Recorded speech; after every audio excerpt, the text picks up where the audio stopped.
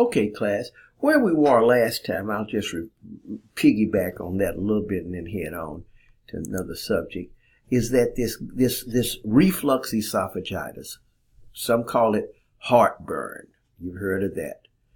Another name, GERD, gastrointestinal reflux disease.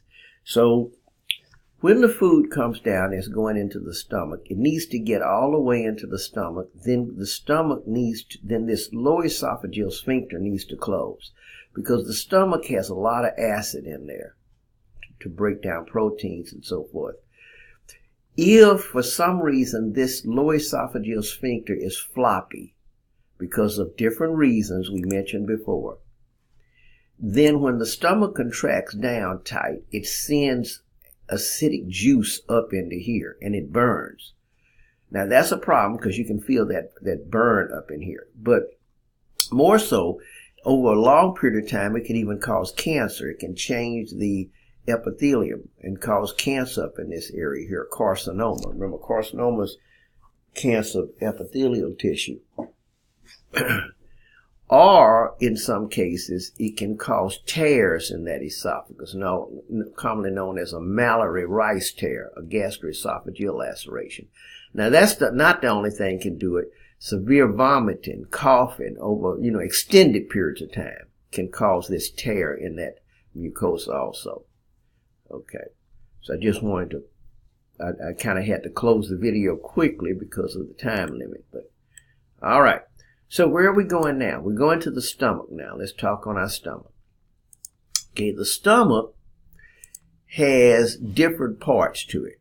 Okay, so when we look at the stomach, we have a cardia portion here. That's that portion right here. It's closer to where the heart would have been up there, but there's the cardia portion. Okay, then this hump back here. This hump back here is called the fundus. Then the major part of the stomach, which is all here, is the body. So looking at the little diagram that I have, let's just go enlarge it.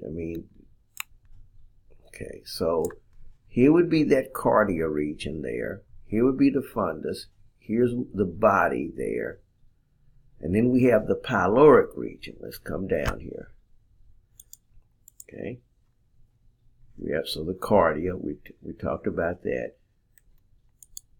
Okay. Then we have the pyloric region. Pyloric region contains the antrum, pyloric canal, and pylorus. All of this is the pyloric region. The first part is the antrum, which is the cave coming in. So let's go here. So we have a pyloric region, let's say. The first, and that's, so right after the body, when you get into this area, this comes the antrum, the pyloric antrum, after you get past the body. And then you got the pyloric canal, so the antrum is a little wider, then the canal, then the pyloric sphincter or pylorus, the pylorus. So this whole region after the body is called the pyloric, antrum, canal, and pylorus. Now, it's simple to see this. You have a lesser curvature of the stomach and a greater curvature of the stomach. So again, let's just run through. We got the cardia portion that you first come in. Now, this needs to have a lot of mucus there because you don't want that acid going back up in there. Lower esophageal sphincter would have been there. This is the fundus. When food comes in, you can't work on it all at the same time. I like to give kind of an overview. So when the food comes in, you want to bring it all in through the esophagus. You don't want the door to the esophagus and the stomach open when the stomach starts working on a protein. So you want to close that lower esophageal sphincter, but you can't work on all that massive amount of food you've been eating. Think about a good restaurant. You'd have been to Papados or something, You'd have brought all that food in. You can't work on it in the stomach all at one time. So the stomach needed a storage spot, so it could store the food and retrieve, what did I just say? Retrieve from this area gradually and work on it. Because you need to have it all in the stomach. You don't want a communication between the esophagus and the stomach and get that GERD. So what happens, this area, when you squeeze down, see, when the stomach squeezes, it's going to squish it up there. Then finally you close, and then as the stomach starts working, gradually waves of food. So you got all this food, little waves of food start moving down across the body, and they get worked on. They get worked on. Okay? So they move across. Now, that first move across, you can't get all the enzymes and everything in the food. So this pyloric sphincter keeps you from going into the small intestine. And what it does is it just kind of opens and closes just constantly. You know, once you have food in here, it's not doing it when you don't have food in here. And what it does is food would be squeezed down, and if it's open, it'll go through into the small intestine. Hopefully it's been nicely worked on.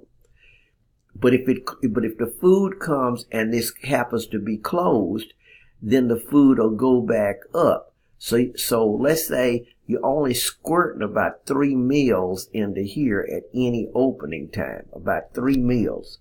3 milliliters when I said meals, you may think I'm saying M-E-A-L. I'm talking about milliliters at any time.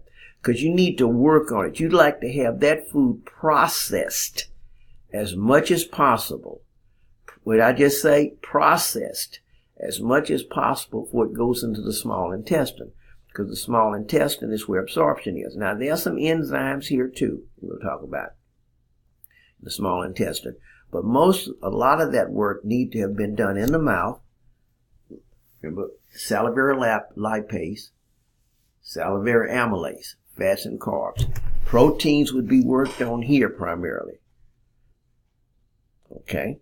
Proteins would be worked on here. And then primarily. Okay? Now anything, we'll be hitting this, but any enzymes coming down that were operating in the mouth cannot work in the stomach, because the hydrochloric acid we're going to talk about messes with that. Okay. So primarily you work on proteins here. A little bit of lipids. Nothing with carbs. Stomach doesn't do anything with carbs. You got to get that done down here. Okay, so you come in and you just squeeze them a little bit. But we'll get to that again, though. I'm just showing you. Just giving you a run through. Because you only want to bring a little bit through. And if this door happens to be closed when it comes, it just goes back up. And so it doesn't go all the way back to the fundus. But it goes back up and comes back down along with a new wave of food. Okay, so that's kind of how it works to say it. All right. Anyway, let's go back. That gives you an idea. See, that way you can, when you read, you're looking for those things. That's what I like to do, give you an overview. I like to show you the forest, and then you can individually pick out the trees, shall we say. All right, so here we are. There's the stomach there. Okay. Now, I'm talking about these omentums here. So I'm going to go to this picture here. Okay, we have what we call this omentum here. This omentum. Let me come down a little bit. Now, what the omentum, we have a greater omentum and a lesser omentum. The lesser omentum from the liver, right here, to the lesser curvature of the stomach. Okay, 2 layered folds of peritoneum connecting the stomach to the viscus. Less omentum extends for the lesser curvature of the stomach and the first part of the duodenum. That's the duodenum. Okay. All right. So that's that part. Okay. The greater omentum down here connects greater curvature of the stomach and first part of the to transverse colon. See, there's your transverse colon. So what this does, this fat pad comes down and folds back up. So it's coming from the greater curvature of the stomach down and folds and then connects to the lesser curvature. From greater curvature and anterior to the small intestine. See, it's anterior. The small intestines would be back behind that. The omentum has fat deposits and lots of lymph nodes. The immune cells and police the peritoneal. And if you have a bad infection, what it will try to do is seal down over the infection to wall it off. So it's really more, it's a lot of fat, but the main thing is more of an immune and protective aspect with the Omentum. So we have a greater Omentum and a lesser Omentum, and I'll call them the Omenta, which would obviously be plural. All right, so that kind of gives you an idea there. Okay. Let's go a little further. Here's this picture here. All right. So now we're looking at the nervous supply to the stomach. I'll pull this picture up here. And to the stomach, right here, this would be the parasympathetic. Now that's coming off your famous old cranial nerve 10, the vagus. The vagus. Right here would be coming off the prevertebral. I don't know if how many of you remember. The prevertebral or the collateral ganglion. Prevertebral, also collateral ganglion, goes to the stomach. Now that's the sympathetic.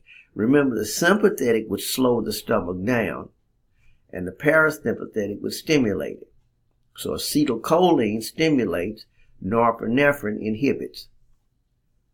All right? So now we're going to the blood supply to the stomach. And that blood supply is going to come off the celiac trunk, which is coming off the aorta. And that's going to go to the stomach, and here is that going to the stomach there. These vessels come in there. See, there's that celiac trunk right there, and then you're giving these vessels to the stomach there. The veins of the hepatic portal system.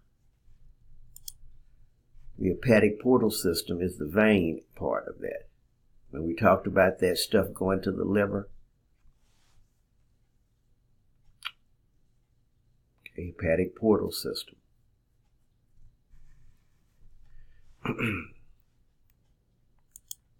All right, so we go further. There's that. There's that. We have called the ligamentum teres, which is the remnant of your umbilical vein right there. Here's the liver. You got a falciform ligament, but we'll come to the liver later, just showing you here. So here's just something inside a cadaver. This is the small intestine. We'll get to the cecum, all that. Here's that stomach. That was the main thing here, but it's hard to see that stomach because it's covered by, and all of this is the omentum areas. These fat pads are the omentum. Okay.